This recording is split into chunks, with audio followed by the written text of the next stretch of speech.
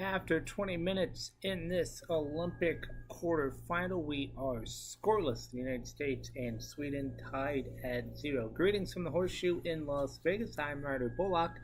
This is the intermission report. But that number doesn't tell the full story of how this first period unfolded. The Americans came out flying, early pressure, hard forecheck, pucks deep, bodies finishing checks. It looked like the pace Team USA wanted, but midway through the period the momentum shifted. Sweden began to settle into the game and then seized control of it. The Swedes rattled off 8 of the final 10 shots in the period, asserting themselves more confidently in the offensive zone.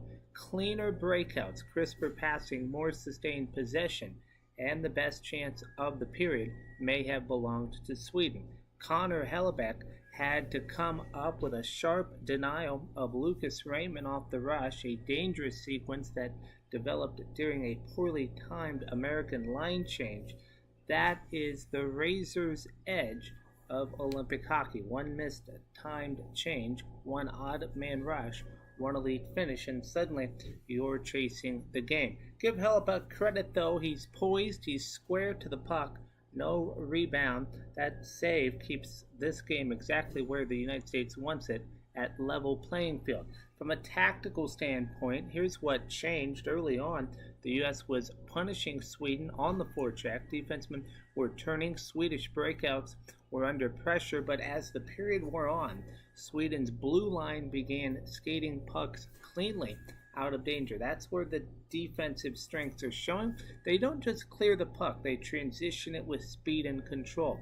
When they're moving north with possession, they're extremely difficult to contain. The United States needs to reestablish that physical edge on the forecheck in the second period. Easier said than done against a Swedish defense that skates as well as anyone in this tournament. And late in the period, a key development, with 3:21 remaining in the first, Gustav Forsling is called for slashing 2 minutes. That means Team USA will begin the second period with a carryover power play, and that could be pivotal. In a game this tight, where 5-on-5 has tilted back and forth, special teams may be the separator. The Americans' power play has been sharp in this tournament. Quick puck movement, net front traffic, one-touch shooting lanes. If they convert early in the second, momentum swings right back to the red, white, and blue. If they don't, Sweden gains confidence, having weathered the storm. So after one period in this quarterfinal, the United States had the better start. Sweden had the stronger finish. Hellebuck made the biggest save, and the Americans will open the second with the man advantage. No score, but tension is building as we move deeper into this quarterfinal. Adjustments now become everything, because what you got here won't necessarily get you through. Let's start with Team USA and their adjustments. Through the preliminary round, the Americans overwhelmed opponents with pace. You look at Game 1, a 5-1 win over Latvia.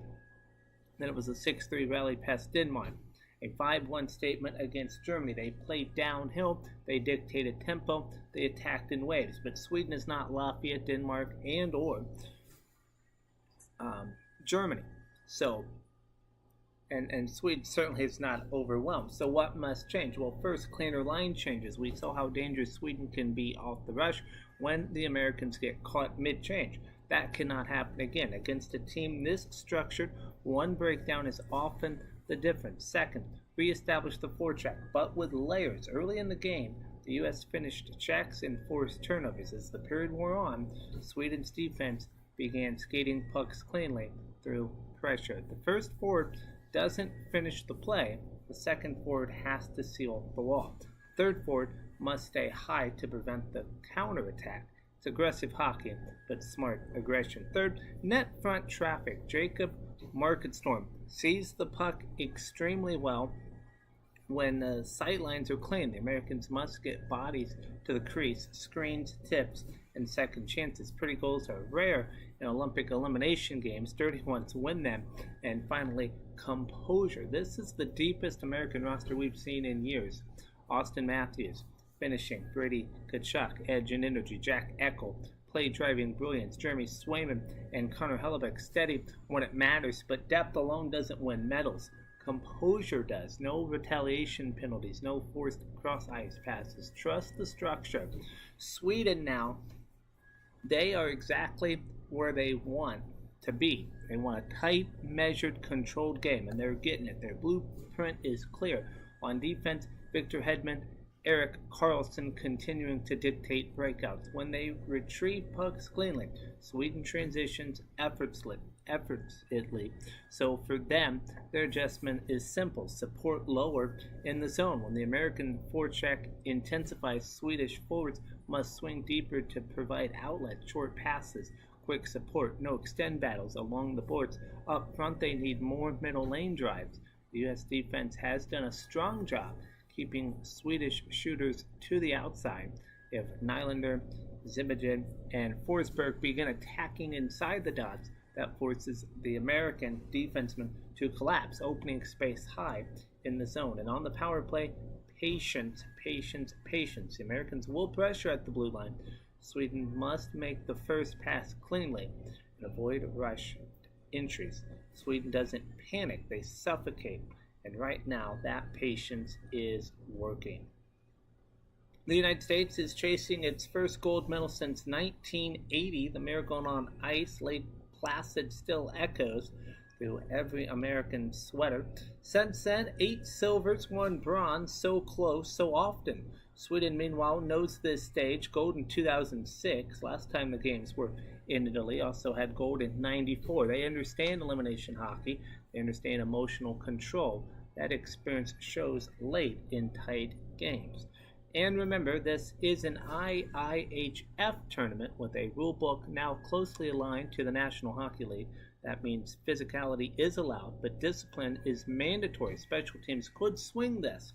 1 power play, 1 slash, 1 trip in the neutral zone, and momentum flips instantly. Keys to the game for the United States: attack in layers, protect against odd man rushes, create traffic on Markstrom. For Sweden, win puck races, slow the tempo, force the Americans wide. Quarterfinal hockey is rarely pretty. It's tight, it's tense, it's defined by moments. So when you step back and you look at this matchup, the contrast is still striking.